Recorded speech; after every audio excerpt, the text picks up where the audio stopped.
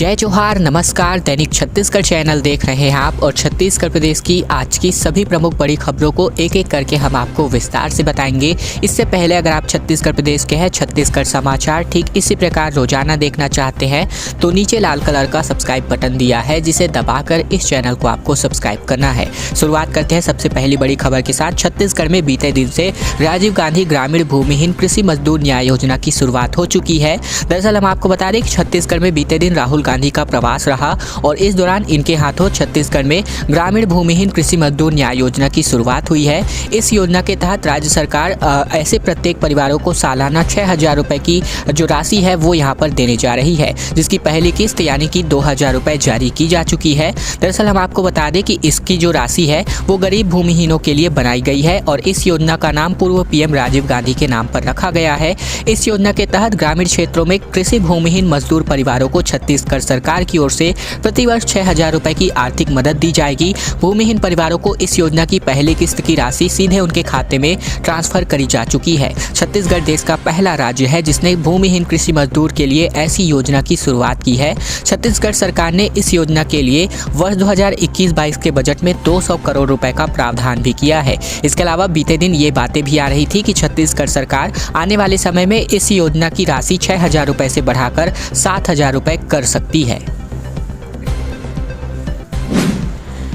एक और महत्वपूर्ण योजना की शुरुआत हुई है बीते दिन, जहां पर राजीव युवा मितान क्लब की योजना की शुरुआत की गई है। दरअसल बता दें, कांग्रेस के पूर्व राष्ट्रीय अध्यक्ष राहुल गांधी ने राजीव युवा मितान क्लब की शुरुआत की है। दरअसल हम आपको बता दें कि राज्य के जनसंपर्क विभाग के अधिकारियों के मुताबिक छत्तीसगढ़ के युवाओं को संगठित करके उनकी ऊर्जा का उपयोग नवा छत्तीसगढ़ को गढ़ने में करने में और उनमें नेतृत्व क्षमता विकसित करने के उद्देश्य से राजीव युवा मितान क्लब गठित किए जा रहे हैं, जिससे युवा क्लब इस शामिल होकर के रचनात्मक कार्यों से जुड़ सकेंगे।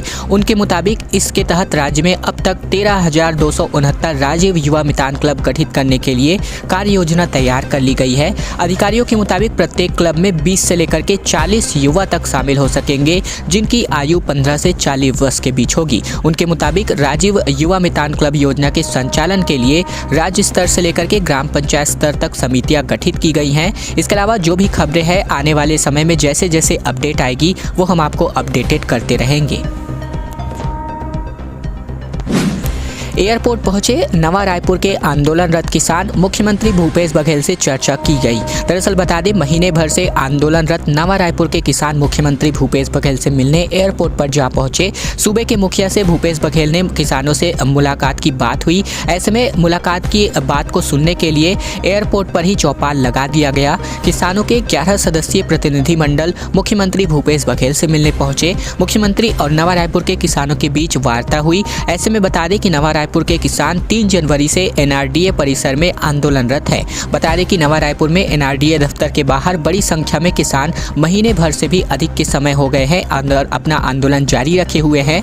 गणतंत्र दिवस के मौके पर किसानों ने नवा रायपुर में एक बड़ी ट्रैक्टर रैली भी निकाली थी और आंदोलन की अगुवाई किसान बेटियों ने भी की थी। बता दें कि साल 2002 में नवा रायपुर बसाने के लिए किसानों से जमीन लेने के लिए बातचीत शुरू हुई थी। इसके अलावा 2005-06 में एक आदेश आया था जिसके तहत नवा रायपुर में जमीन की खरीद फरोख्त पर रोक लगा दी गई थी। आदेश में यह भी कहा गया था कि जो किसान एनआरडीए को अपनी जमीन नहीं बेचेंगे उनकी जमीन कलेक्टर के आदेशानुसार 2 लाख रुपए प्रति एकड़ की दर से अधिग्रहित कर ली जाएगी। इसके बाद एनआरडीए ने 27 गांवों के 7,000 किसानों से 10 लाख रुपए प्रति हेक्टेयर की दर से जमीन खरीदी की थी और अब साल 2013 में एक और सरकारी आदेश जारी किया गया जिसमें किसानों की जमीन के लेने के एवज में उनके पुनर्वास का प्रावधान किया गया। इसके तहत किसानों को नवा रायपुर में मुफ्त प्लॉट देने का ऐलान किया गया। हालांकि किसानों का आरोप है कि पुनर्वास के नाम पर उनके साथ धोखा हुआ है और उन्हें मुफ्त प्लॉट नहीं दिया गया है। इसे ही लेकर के किसान महीने भर से अधिक समय में 27 गांव के किसान आंदोलनरत है।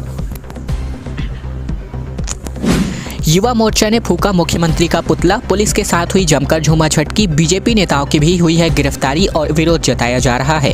दरअसल बता दें, छत्तीसगढ़ के बस्तर में बीजेवाईएम के कार्यकर्ताओं ने छत्तीसगढ़ के मुख्यमंत्री भूपेश बघेल का पुतला दहन किया। कार्यकर्ताओं ने कहा कि राहुल गांधी के छत्तीसगढ़ प्रवास से पहले मुख्यमंत्री के निर्देश पर भाजयुमो के प्रदेश अध्यक्ष अमित साहू समेत अन्य कार्यकर्ताओं को गिरफ्तार कर लिया गया है। यह कांग्रेस सरकार की कुराजनीति है। साथ ही रायपुर की ओर जाने वाले युवा मोर्चा के कार्यकर्ताओं को रायपुर जाने से पहले ही रोक दिया गया, जिसके विरोध में युवा मोर्चा के प्रदेश आह्वान पर बस्तर संभाग के संभागीय मुख्यालय जगदलपुर, दंतेवाड़ा समेत अन्य जगहों पर भी पुतला दहन किया गया। जगदलपुर में पुतला दहन के दौरान कार्यकर्ताओं और पुलिस के बीच जमकर झूमाझटकी भी हुई। भाजयुमो के जगदलपुर के विजिलाध्यक्ष अविनाश श्रीवास्तव के मुताबिक लोकतंत्र में जनता के हित में बात रखने का सभी को अधिकार है, लेकिन प्रदेश में बैठी भूपेश सरकार लगातार विपक्ष के नेताओं की आवाज दबाने की कोशिश कर रही है। इसका साफ उदाहरण राहुल गांधी के आने के पूर्व ही युवा मोर्चा के कार्यकर्ताओं को गिरफ्तार कर लिया गया है। फिलहाल ये सभी बातें जो है यहाँ पर कही गई हैं छत्तीसगढ़ के बीजेवाईएम कार्यकर्ताओं के द्वारा।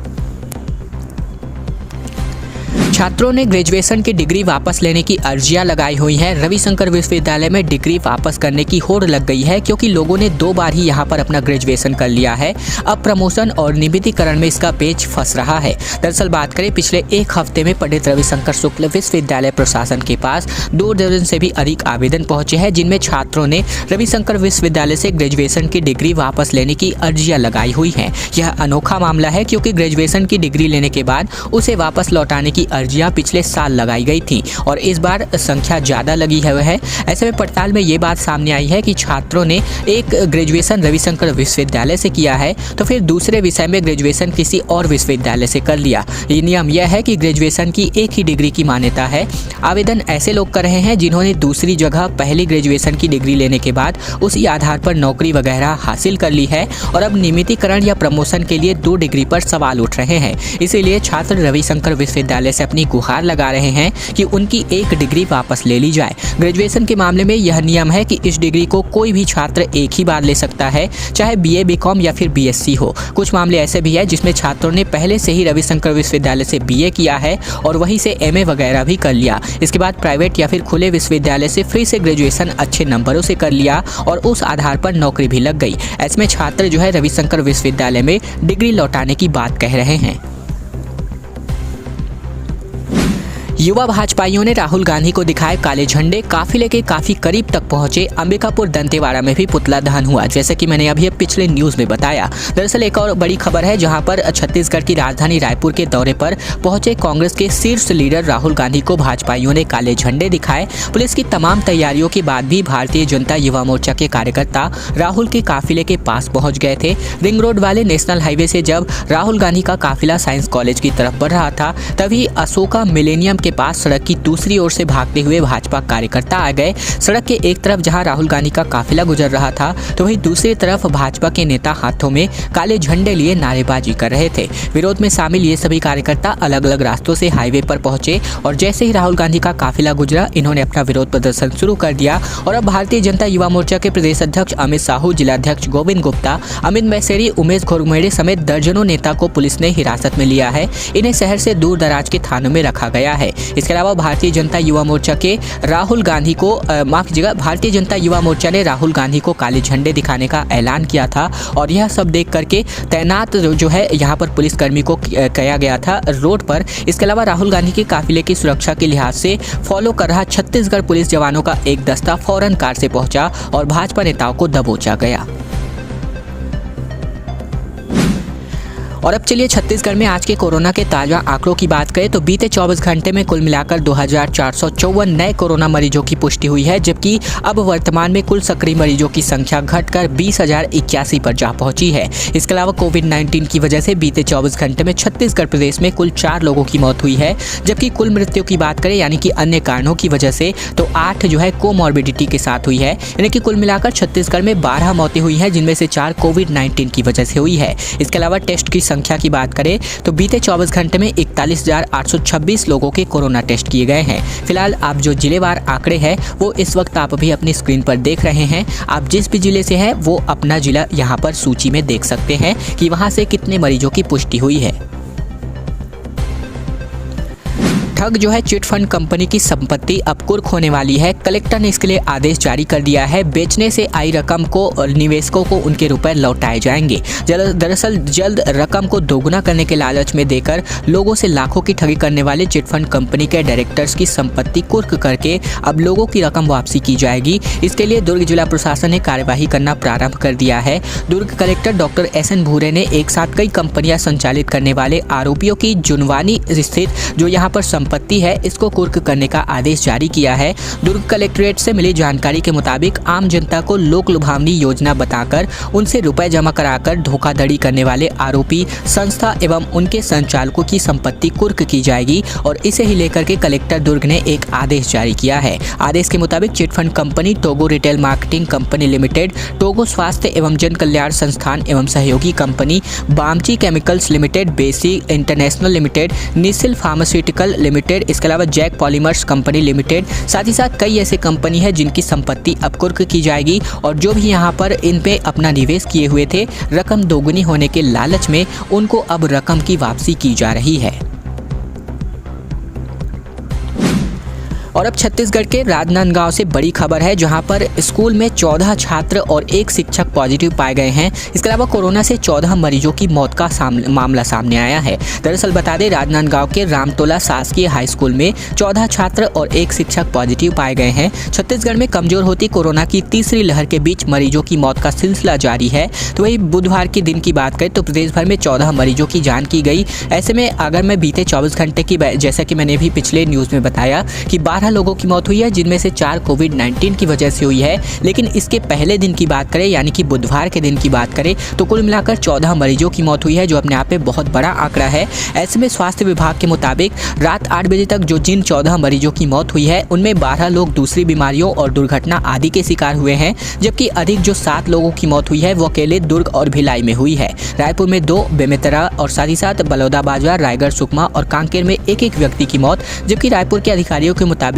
बुधवार को 62 और 70 साल के 2 बुजुर्ग की मौत भी हुई है और दोनों को ही आईसीयू में रखा गया था और दोनों ने ही कोरोना का टीका नहीं लगवाया था। डेथ ऑडिट से पता चला है कि मौत के अधिकतर मामलों में टीका नहीं लगवाना एक बड़ी वजह के तौर पर सामने आ रहा है। एक यहाँ पर हास्यात्मक खबर आपके सामने हम समक्ष प्रस्तुत करने जा रहे हैं, जहाँ पर प्रधानमंत्री मोदी जो है यहाँ पर बजट के फायदे समझा रहे थे। इसी बीच छत्तीसगढ़ के बीजेपी नेताओं को यहाँ पर बीच सभा में नींद आ गई। दरअसल केंद्र सरकार के बजट पेश करने के दूसरे दिन प्रधानमंत्री नरेंद्र मोदी ने आत्मनिर्भर अर्थव्यवस्था के नाम पर कार्यक्रम को संबोधित किया।